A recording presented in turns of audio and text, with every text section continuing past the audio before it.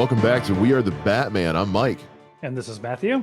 All right, this week there's some news. There's some stuff we meant to cover and didn't get to in time. There's some new stuff that's come out, and there's some news with us as well. So this is going to be this will be a news. I don't want to say, well, I'm going to say news week because that's a show, magazine, but it is a week of news for us.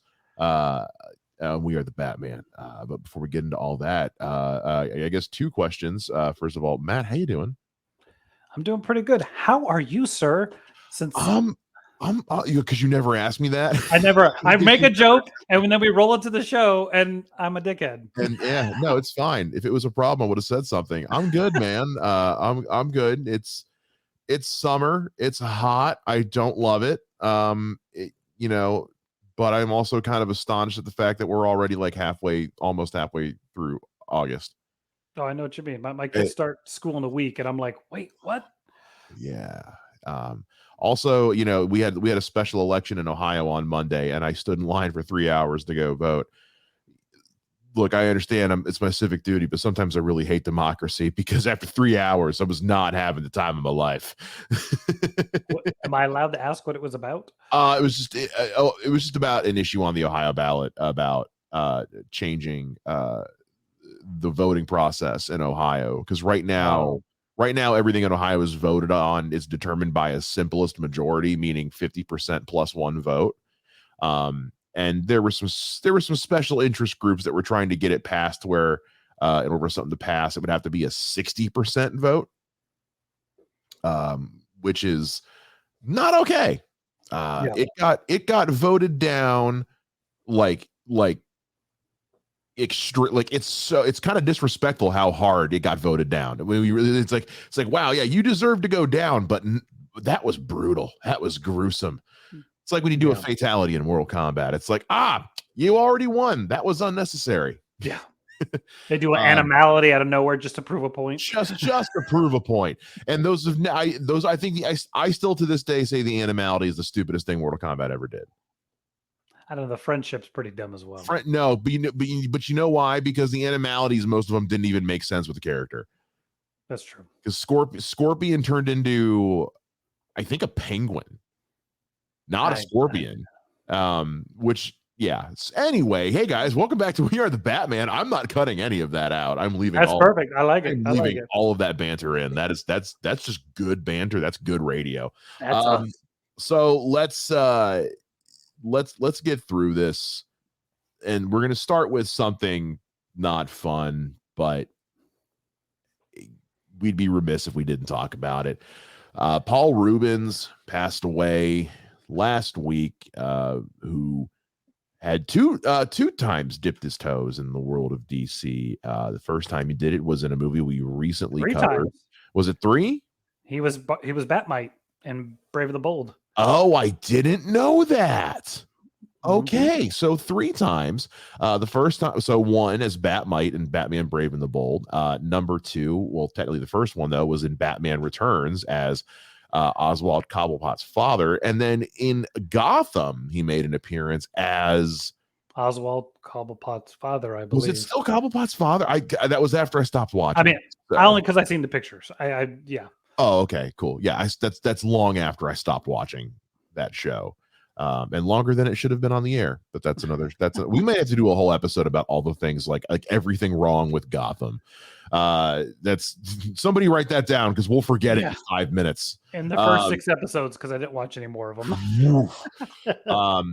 We may have to start doing some hate reviews to put in the can just to have. Anyway, totally off topic. Paul Reubens unfortunately passed away.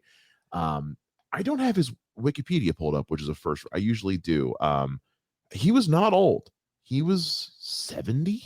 He was 70. He was not old like you think he'd be 90, especially with his death, but he was not young. It's a conversation I've been having a lot this year between celebrities and my own grandfather passing away, where it's like, at what point do you say, at what point do you stop saying too young and start saying, well, they lived a good life, Yeah.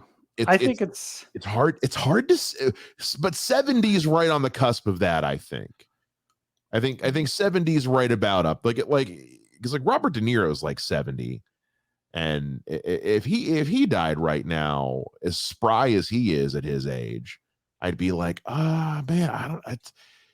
He seemed like he had a lot more life to live. You know what I mean? But Paul Reubens, this is something we've been seeing a bit of a trend of in the last few years. Passed away from cancer, which he had kept hidden from everyone other than like his immediate family. Because he and Conan O'Brien were very good friends. And Conan did a wonderful tribute to Paul on his podcast. Conan O'Brien Needs a Friend, so go check that out if you get a chance. But he didn't even tell Conan. He didn't tell anybody about it. It's like Chadwick Boseman all over again, or Kevin Conroy. So Paul Reubens, he had been kind of out of the public eye, acting here and there, but for the most part, he was kept pretty private. And that was an interesting one as a comedian and just as a fan. It was a weird one to wake up to. Well, I think when you come into these things, you go to that like, oh, they lived a good life. I think what happens is when someone naturally dies in their later years, past 80, and they've fulfilled and you're like, yeah, they've come through, they've fulfilled a good life. But when the dude looked like he's 30 perpetually. He does not look his age. Like I did the math and realized that means he was 65 when he made Pee-wee's Big Adventure. Isn't that wild? Big holiday, whatever that one was on Netflix. And I'm like, I knew he didn't look like he was 30 like originally was, but I mean, I was like, I would not have guessed 65. Yeah. So I think, isn't that wild? Oh yeah, it's wild. But I think that's what also catches off guard when someone looks so young. Yeah. And they pass, especially something battling cancer that he kept a secret. I thought his message about, sorry, I didn't tell you guys, was very, very heartfelt. And he's, I'm that age when I grew up with that. Like, I saw Pee-wee's Big Adventure in the movie theater. It's one of those 4 movies I've seen 3 times in the theater, That's fun. Return of the Jedi, Dark Crystal, Pee-wee's Big Adventure, and there's another movie I've saw way too many times, but that's a different story. I've seen a lot of movies twice in the theater. I think 3 times in the theater. I think it's The Batman, because I saw that 5 times in the theater. Because I loved it.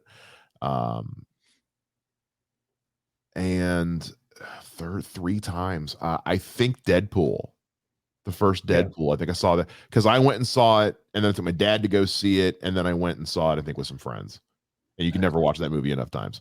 But before that, I mean, there may have been some that like I begged my mom to take me to a couple different times when I was a kid that I don't remember. But I remember seeing Pee-wee's Big Adventure several times, and like just Pee-wee's Playhouse, Pee-wee this, Pee-wee that, and then just even some of the other roles he took on, always cool. Pee-wee Herman's one of those characters that like, because I grew up in the 90s, in the 80s and 90s, and so like it was right when that was phasing out.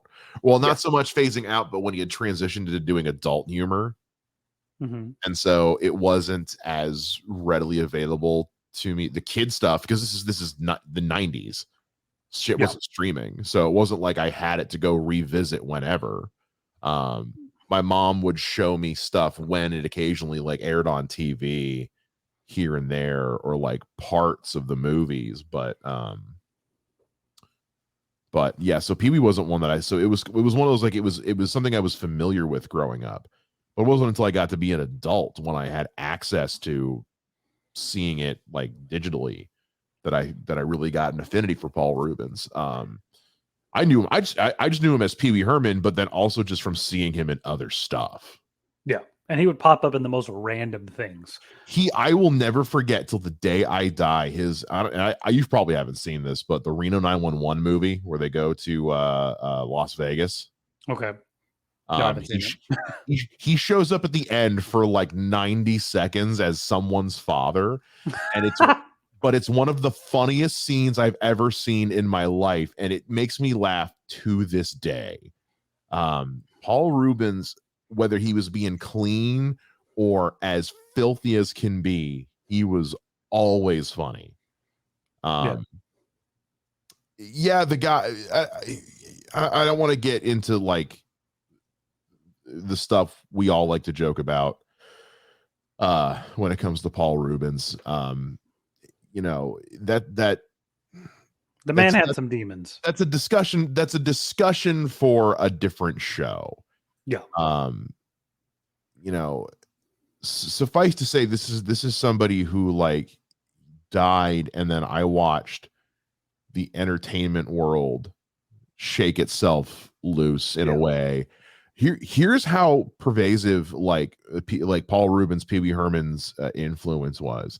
One of my favorite bands is the metal band Lamb of God. I love Lamb of God so much, and like the day after Paul Reubens died, they were playing a show somewhere, and in the middle of like before one of their songs played, the singer Randy was like, give it up for Paul Reubens, Pee Wee Herman. He started talking about how big a fan he was, and then he showed how big a fan he was when in the middle of the breakdown of this death metal song, he starts doing the Pee Wee Herman dance on stage in front of like 50,000 people, and it goes to show like just all the different corners Paul Reubens' reach was. Yeah, he was amazing, and I think that's why we need to remember him. Yeah, exactly. All right, so before we get into more DC news, let's get into some We Are the Batman news. Just let everybody know what's going on. It's good to update you guys what's going on every once in a while. So as you know, this episode, we are recording this on Wednesday, August 9th, but you are listening to it as early as Friday, August 11th. Blue Beetle comes out in 1 week. Not even really 1 week, because everything comes out on like Wednesday afternoon these days. But we are a week until the official release date of Blue Beetle. Our review, as we did with The Flash, our review of Blue Beetle will come out the week after, because we need time to go see the movie, guys. Yeah. I'm seeing it that weekend. I think you're seeing it like the following week or something, is what you said. Just Saturday. I'll see it that Saturday morning. You're seeing it that Saturday. So our review of Blue Beetle will be dropping on Friday, August 25th. Now, Matt, that creates a conflict. Right? That creates a bit of a conflict. It's kind of a conflict, yeah, because we have been traditionally the last Friday of every month, we've been covering a live action Batman movie. And because the 25th is a Friday, the last day of the month, Thursday, the 30th, 31st, whatever, the next week, we don't have that Friday is the 1st of September. Yeah. So we don't care. Yeah. So what we're going to do is, because September has 5 Fridays in it anyway, so the month of August will not have a live action Batman breakdown of Batman and Robin. That is going to drop on Friday, September 1st. And then we will still do another one at the end of September, because we've got 4 other weeks to go. And also because the next one is Batman and Robin. So it's going to be a shorter episode. I'll tell you that right now. It's going to be us tearing it to shreds, trying to find one tiny rice-sized grain of goodness in it. But that is to let you guys know so next week is when Blue Beetle comes out. Our review will go up the week after on August 25th. We have been trying to put together a Blue Beetle themed show to do for the week before, and for the life of us cannot come up with anything, because finding those comics has been so hard. I have not been able to find them anywhere for under like $100. And all we can really go off of as far as TV and film is his appearances in things like Young Justice and Brave and the Bold. But what I can do is, how about I do this? How about I ship you that Blue Beetle toy? You play with it, and we'll just review the toy. It's a cool toy. So you only knew the things that they could do. It's awesome. Okay, I don't know why that sounded dirty, but it did. I know that did. I don't know why it did, but it just did. This is staying in. I'm not cutting it. But anyway, got this little hand that grips things. Oh, shut up! Oh God. But anyway, so next week's just going to be a different episode, and then the week after we'll do our Blue Beetle review. But let's let you guys know what's going on. For those of you that are bothered, and for those of you that are like, we don't care, just put an episode out. thank you. We're glad you're here no matter what we do. That's great. Yep. All right. So let's get into some positiveness, some very big positiveness going on with DC Comics. We said this was going to be, we said at the end of last year that 2023 was going to be the year DC retook the comic book world, literally comic books, by storm with what they had planned and what they were going with. And boy, howdy, did they deliver, because Matt, what's going on with DC in the comics? They have won Comic-Con 2023. DC wins big at the Eisner Awards. They have won a number of different awards on that at that thing. They got best short story, best single issue one shot, best continuing series, best limited series, best new series, best publication of early readers, best publication. Wait, no, I'm sorry, I went too far. I was going to say, I'm just listing the awards now. Yeah. Okay, they won for best short story, best single issue one shot, best continuing series, best limited series, and then they had also had best writer, best yes. penciler/inker or penciler/inker team, best cover artist for multiple covers, and best coloring. Yes. And I've read some of this. The night was so Tom Taylor's Nightwing run, which we did a review of on this show, and go back and listen to it. And also read those if you haven't, because they're incredible. Nightwing by Tom Taylor and Bruno Redondo took home best continuing series and best cover artist for multiple covers. The cover art on that run is the art in general on that run is amazing. Yeah, it's really, really good stuff. Best short story was Finding Batman by Kevin Conroy and J Bone and DC Pride 2022. I still haven't been able to get my hands on a copy of that to read it. No, neither have I. So I want to find it. Batman One Bad Day, The Riddler by Tom King and Mitch. Man, Tom King just having a great time. Best single issue one shot. That's not the tie-in for the Batman, was it? I'm not sure, to be honest with you. I haven't read it. Because I know there was a tie-in comic, but I don't know if that's what that was. The Human Target by Tom King took on best limited series. Again, Tom King just crushing it, man. Best writer went to James Tynion IV for The Nice House on the Lake, The Sandman Universe, Nightmare Country. Good to see the Sandman still out there doing things. Out there doing what Sandman do. Also, speaking of the Human Target, best penciler inker went to Greg Smallwood, and best coloring went to Jordi Belair, The Nice House on the Lake, and Suicide Squad Blaze. Those I have not read. So I think I'm going to need to. I think these might need to go on the list of things that we need to read and talk about, because look, they're winning Eisner Awards. That's no small feat. I mean, I'm just glad that a Nightwing is all over this list. I mean, it's such a good series. Tom Taylor, the art, Bruce, is that his name? Redondo? Bruno Redondo. He's just doing fantastic work. I mean, there's not a bad looking character as far as like the way the costumes look. His redesign on Batgirl is awesome. So yes, it is. That Batgirl design is excellent. Yeah. So I think all well deserved. It's always nice, and like I'm just like, come on, James Gunn, give me a Nightwing movie. Yeah, give me a Nightwing movie. And if we've got to be getting one, and we know he's got comic book writers in that writers room, and I hope Tom Taylor and or Tom King are in there, because I don't know why you don't. And if they weren't before, they are now.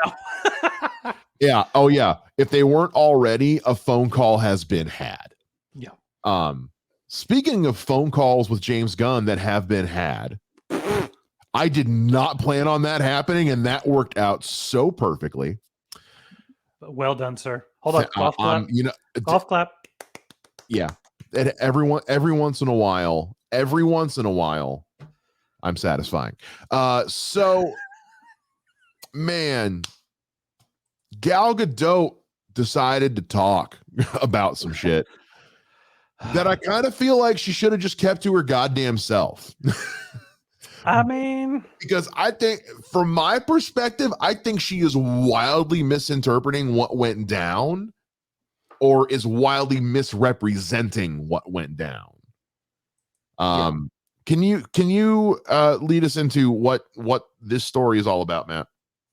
So Gal Gadot was being interviewed, and she basically mentioned that she had a conversation with James Gunn and Peter Safran. I don't know why his name suddenly escaped me, about developing a third Wonder Woman movie. But she made it seem like it's happening, developing a third movie, but it seems more like it's just a conversation that was had about that it could be. I don't know. Yeah. That's where it gets a little like, okay, did they say that? Or was it just like, hey, what do you think? I don't know. What did you take from it? Well, not only that, but a lot of this, the way, and again, I don't know how much of this was, there is a misinterpretation happening somewhere between the phone call, her, the outlets, and us. Because my interpretation of some of this, from what I read, was it almost made it sound like she is pitching herself as like one of the creative minds behind Wonder Woman 3. And I don't think that's super accurate in that I don't think that's what she was going for. But some of the different takes on this that I've read made it seem like that's, having seen what she actually said, I don't think that's what she meant either. I think some of the outlets are misrepresenting that a little bit. Here's what I personally think went down. I'm basing this off of nothing, by the way. Perfect. What I personally think went down was she or her people through her people called them and just said, hey, I still want to be Wonder Woman. And they probably responded with, we haven't decided. Like, basically, we don't know what we're doing yet, but we're weighing all the options, including you. Yeah. And that was probably the long and short of it. And so it could be that she took hey, it's not a no, as, oh, well, if it was no, they would have just told me no. Yeah. So it must be happening. I mean, the only, it's just, it's all weird. It's all weird. And it's like, I've never seen somebody say so little in so many words. Well, and the thing for me is, I think I've been pretty blatant or open about the fact that I'm not the biggest fan of her. Okay. Period. Like, and not like I don't hate the woman per se, but like I don't think she's a very talented actress. I don't think she's been that good in a lot of the things she's been in. So like, please replace her. Please give me a Wonder Woman that can act. Like, I would love a Wonder Woman who could hold the film by herself. I will 100% say her and Chris Pine together can carry a film if it's well done, but they do have really good chemistry. Yes, they do. They have really good chemistry together. And I think that's, I mean, I like the first Wonder Woman quite a lot. I actually like her as Wonder Woman. Wonder Woman 84 is not good. No.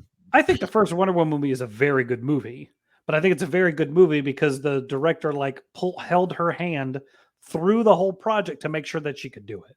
And that's fine. That's the director's job, and she did a good job. But anytime I've seen her anything outside of that first Wonder Woman movie, she's atrocious. Like, she was bad in Red Notice. Well, she was okay. Like, she was good with Ben Affleck.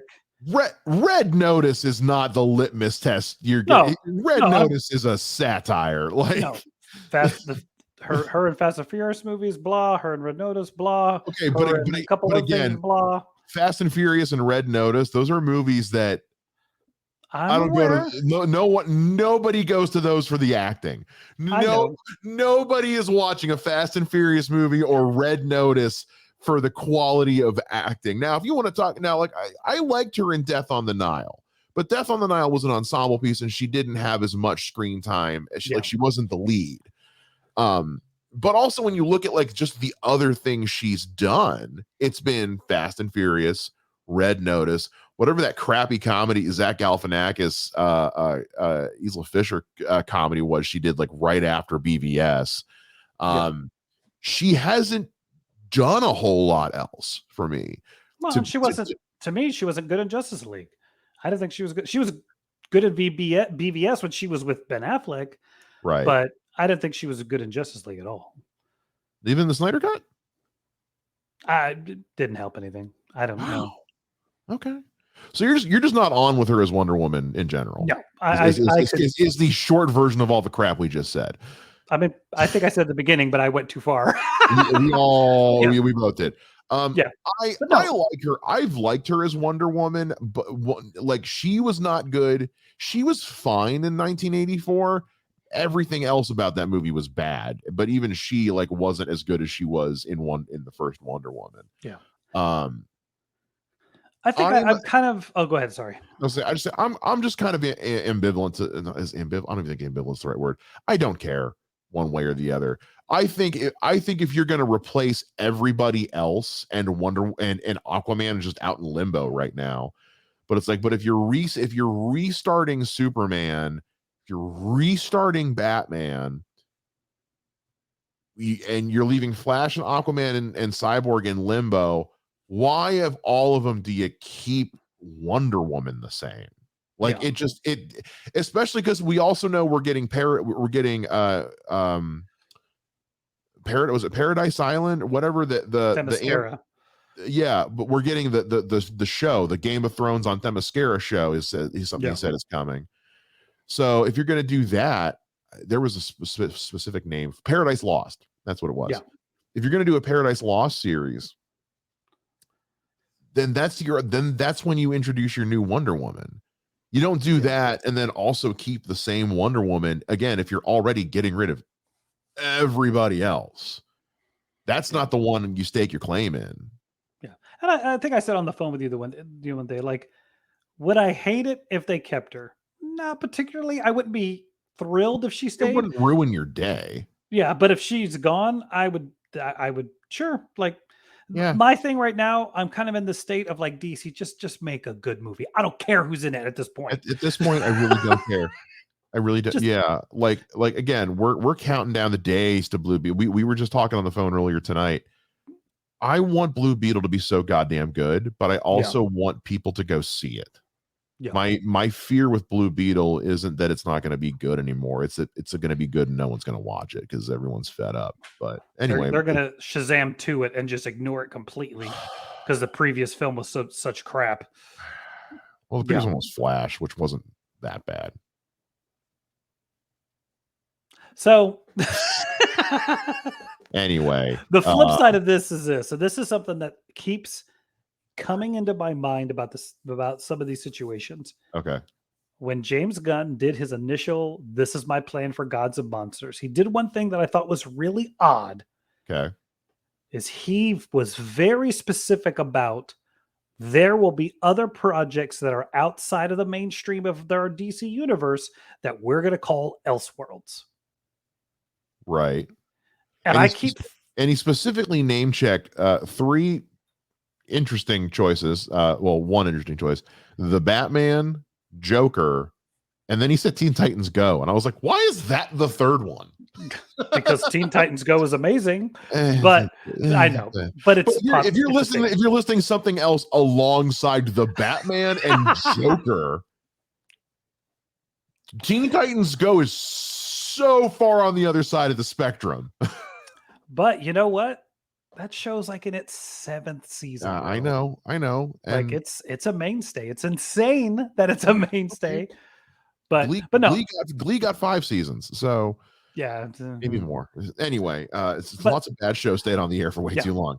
But my point is, with him saying this about Elseworlds, I keep waiting for that thing that he was specifically talking about. Is that, are we going to get this random Wonder Woman, like Werewolf by Night hour-long special that she just shows up and she's Wonder Woman, and it just Elseworlds adventure of Wonder Woman, and we see her as Wonder Woman? And I think that's why I keep wondering, like, are we going to start cherry picking thing for just random little short things? I think would be interesting. You know what I mean? You said Werewolf by Night, and now that's all I want to do is watch Werewolf by Night. It just occurred to me, it's like, oh, Werewolf by Night rules. Oh, I want to watch that again. That's what we don't want to go into that rant, but I think that would be interesting. I don't hate that idea. I think the main reason he planted that Elseworlds flag as early in that announcement as he did was specifically because of the Batman and Joker. To separate them from his Batman movie. To be like, these two things are not part of my universe, but they are too goddamn successful for us to sideline. And just to be sure, Teen Titans Go will not cross over with Creature Commandos either. Well, I'll tell you this. Here's why I think Teen Titans Go was an important one to put on there. Because he also mentioned Harley Quinn. Yeah. And that's because those two are the only animated things they currently had going on at the time. And we're going to continue on. And because the next thing he announced was that everything will be connected, including film, TV, and animation and video games. So he wanted to be really clear.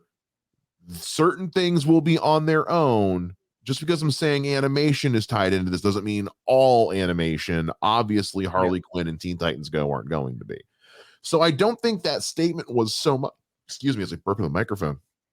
No worries. I don't think it was so much about like any one particular project he had coming up as it was just a way of prefacing everything he was about to say about his universe.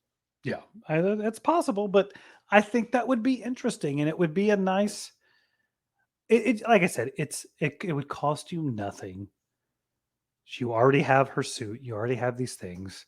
Yeah. Let her do an hour-long holiday special like Guardians.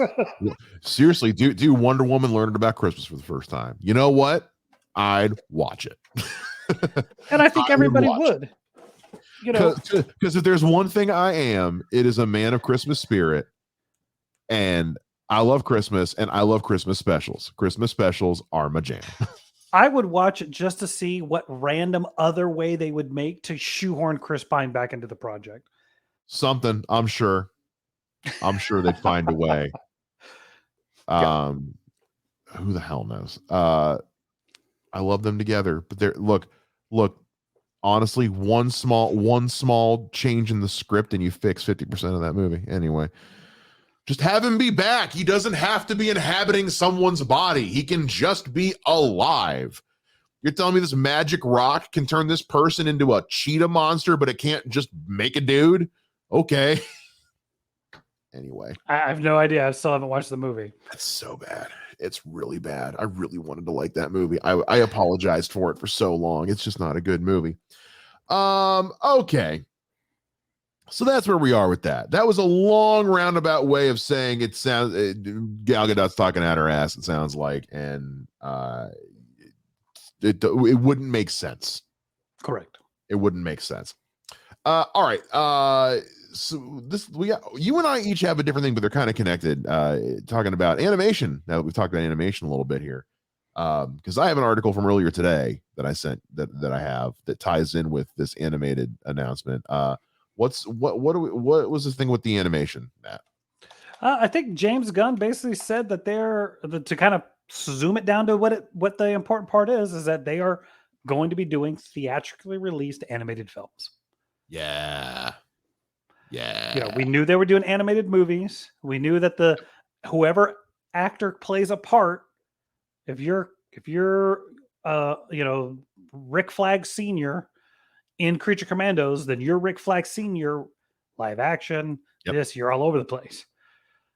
So now he's saying they're going to be doing theatrically released animated films that tie into everything. Which is them leaning into one of DC's main strengths, really and truly, over the last decade or so, which has been DC animation. Because DC animation, when their films were floundering at best, DC animation was crushing it.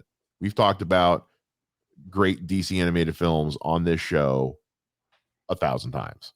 I'll rewatch the bad DC animated shows before I go watch any of those DCFU movies. Like, honestly. God, I can't imagine what it's like inside your head. I really can't. But that being said, I have watched the DC animated movies on repeat. The only live action ones I've probably watched on repeat more are The Batman and The Dark Knight. Yeah. And 89. I've watched those DC animated movies on a loop so many times in my life. I've had whole days where I've just sat around and watched Under the Red Hood and Justice League Doom and Crisis on Two Earths and Justice League War, any of those. I mean, just all that good stuff, man. Have they all been stellar? Absolutely not. But they have hit far more than they've missed. And so, and to date, like other than special event screenings, DC animated at the theater has been pretty much Teen Titans Go to the Movies, which is awesome. Sure. For what it is. And Mask of the Phantasm. Mm-hmm. And I maybe Lego Batman. If you want to count it, as animation. Lego Batman, because it's stop motion animation. It's stop motion with Legos. So is the Batman one? I know the other ones are, but I don't know what the Lego Batman movie? No. Not the Lego animated CGI animated shit. The Lego Batman movie with Will Arnett. Yeah. Yeah, stop motion with Legos. We're gonna have to put a pin in that. We're getting off topic. The point is theatrically DC released animated while strong. While the Teen Titans go to the movies, DC animated doesn't go very often to the movies. So for James Gunn to say that not only is animation a big part of the DCU, it's a big part of the film plan as well, is really interesting. Oh yeah, definitely. And I think that, does it really cost that much more money to make a live action to animation? Sometimes yes, sometimes no. I mean, that's a great question. Honestly, here's what I'll say. Animation probably should be more expensive because we should be paying those animators a lot more than they're getting paid. Yeah. Well, and some of it too is like when you get into Batman running around Gotham City, no. When you get into a group of superheroes who are all flying and battling, if you're just making 80% of that movie CGI, just animate the whole thing and make it an animated movie. You know what?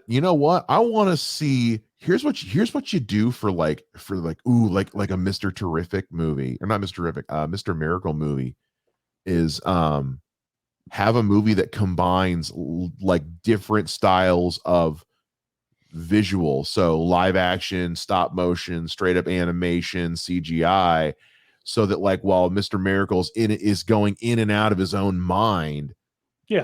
As his perception alters, so does the medium in which the movie is happening. Yeah. Oh yeah, definitely. You do what they did with you still haven't watched it yet. You do what you did with like Spider-Man, Spider-Verse, but tell that graphic. No, I was gonna bring up the Turtle movie. Oh no, yeah, I haven't seen the Turtle movie yet. Yeah. But what they did with the Spider-Verse, but do that with the Tom King, Mitch Gerard's Mr. Miracle miniseries. Yeah. It'd be great. Yeah. You just so much difference and so much craziness. Spider-Verse is a great example of that. It's been out long enough, guys. Spoiler alert. When Gwen is having the scene with her dad, and the animation is changing with their emotions and with what they're feeling and saying in the scene, I was on the edge of my seat and like my brain couldn't comprehend. I was like, this is one of the greatest things I've ever seen put to film. I get to live in a day and age where I see it. What a time to be alive. And the idea that, again, some of my favorite DC movies, like bar none, have been the animated movies. And if we're going to, and a lot of times those are written by TV writers. Those aren't written by, nothing against TV writers, but TV writers write in a different style than film writers do. There tends to be a different tone to their writing. It's meant to be short, sweet, and to the point. To take the level of writing that he's talking about having for his universe and putting that to a good DC animated flick. Dude, man, look at Spider-Verse. It's arguably the best Marvel movie of the past 2 years. 2. Ha! I'm 5. Maybe 10. Dude, both those Spider-Verse movies together, I can't wait for the third one. I know it's going to be a long time, but yeah, they're really good. I'm not saying I'm not knocking it. My point more is that it is very, very good. If you do that with a DC character, with a random, like, do the cosmic thing. Like, look, we both say how much we like that and that CGI Green Lantern show. I haven't seen it. I thought you did see it. No, I talked about it. You have how good that show is. I've heard it's incredible. Oh, it's incredible. But my point more is like, give me a Kilowog animated film and just tell me the story of Kilowog and his whole thing. Yep. For you who don't know, that's the Poozer guy. Yeah. That's the pig Green Lantern, and he's the best. We love him. And even the Green Lanterns, it would just be so cool to follow that Green Lantern or some of these other, or like, well, that'd be really weird, but do a Batmite movie. I'd watch it. In the Spider-Verse, you have him go, whoever you've cast, have him go grab George Clooney and pull him into the Batmite verse. Do it. I dare you. DC, I fucking dare you. I fucking dare you to do a George Clooney Batmite movie. I fucking dare you.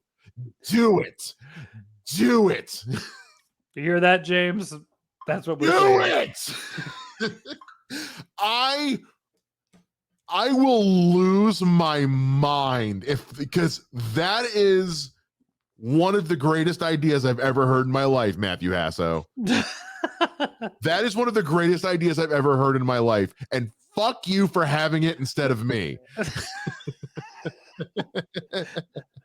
All I'm saying is animation can open up some craziness that you just can't do with a live action movie. It was fascinating. It was not too long ago that there was a rumor floating around they were going to do a Spider-Verse-esque Batman Beyond movie. Now, as much as I would commit a war crime if it meant getting me a live action Batman Beyond movie, I would settle for a Spider-Verse style animated one while I wait for the live action one to eventually come out, because it needs to happen. Yeah. I love that idea. So if that's something that's actually like true and is like the early signs of this thing, like that is something they're doing and it's part of their James Gunn's plan, sooner rather than later would be great. I know we're in a strike right now, so obviously I want the strike to get resolved first, and it's insane to me that it hasn't at this point. Honestly, honest to God, it's insane. It's insane. Studios need to cave. But yeah, James Gunn getting into the weirdness of the DC universe, because DC, I mean, Marvel, all comics do, but DC gets weird, and there's some weird that you can do with animated easier and probably more effective with animation than you can with live action CGI. Which takes us kind of into we got a little bit of an update on Creature Commandos, to put a cherry on everything going on today. Do it. So what he said was that he answered some fan questions on Threads over the weekend. He said that it will consist of 7 episodes. He said all voice recording for the series has already been completed. This was he mentioned this as a point to let them know that it was finished before the strikes began. It was finished before the strikes began. The only thing that would cause a delay at this point would be any script adjustments that need to be made, if any additional dialogue needs to be recorded, or if the animators end up unionizing, because there has been rumblings of animation studios unionizing because of, I mean, look, we've been hearing for years the crap, especially in the last year in particular, the crap these animation studios have been going through since we're talking about animation. So I think I honestly didn't know the animators weren't union. I figured Hollywood was unionized across the board. I was incorrect. No, because most of the time unions are discouraged because of what they can quote unquote do. I know. I worked at Walmart. I had to watch training videos. I had to watch them. I had to watch them multiple times because after I got promoted, I had to watch them again. Anyway, so as of right now, Creature Commandos is still due to arrive on Max sometime in 2024. I keep wanting to say, oh my God, that's so far away, but it's August 9th right now. It's really not that far away. Yeah. Oh, I don't like it. I mean, I do because I want the show, but I don't like that time is moving this fast. Look, I mean, just look how little hair I have left on top of my head. Every time I get my haircut, you see more and more of it. Man, DC is they planted the flag that this year was going to be the year that they ran the gamut with comics, and they really delivered. And they are all but staking the claim that they are embracing the words of Guillermo del Toro when he said that animation is not a genre, it is a medium. And Pinocchio proved that. Spider-Verse has proved that. I haven't seen it yet, but everyone else is saying that Ninja Turtles proved that. And I think a lot of the animated fare DC has put out over the years has proved that you can do some really great stuff with it. And I think it's well past time that DC was like, you know what? While we're still figuring out the live action thing, let's just fucking do what we do best and just make some bomb ass comics and some kick ass cartoons. Yep. I'm into it, man. There's nothing to be mad at about any of this other than the Gal Gadot thing. That's not great. And I'm not mad, but I am sad about Paul Reubens passing away. But lots of good stuff. DC won some awards. Animation's coming in strong. And we're getting Creature Commando 2024, which is a lot closer than I realized, that I don't like thinking about it. So let us know what you guys think about all of this nonsense. There's so much of it. It's insane. One last piece of news I got to tag on at the end here because I just remembered about it and I totally forgot it from last week. So our website over at Podpage, someone tweeted at me and said that, like, hey, it wasn't working. That is because Podpage has unfortunately discontinued their free page hosting option. You now have to pay in order to use it, which is irritating at best. So while we figure out a new landing page for you guys to go to, just make sure you're hitting us up on Twitter at We Are the Batman. You can also find me on Twitter at Mr. Mike Shea. You can find me on Twitter at Mr. J Ninja. That is going to do it for us Twitter? here. Is it X? Twitter? I'm X? never calling it that. Okay, I'm Twitter. never calling it that. I'm calling it Twitter because the first person that takes over once Elon eventually finds his way out of there is just going to change everything back. Okay, Twitter it is. Twitter, Mr. J Ninja. So stupid. It's so stupid. And also Twitter.com still takes you there. So boom. Find it, guys. Find us on Twitter, and we'll see you again here next time on We Are the Batman. Same bat time, same bat podcast channel. Bye-bye.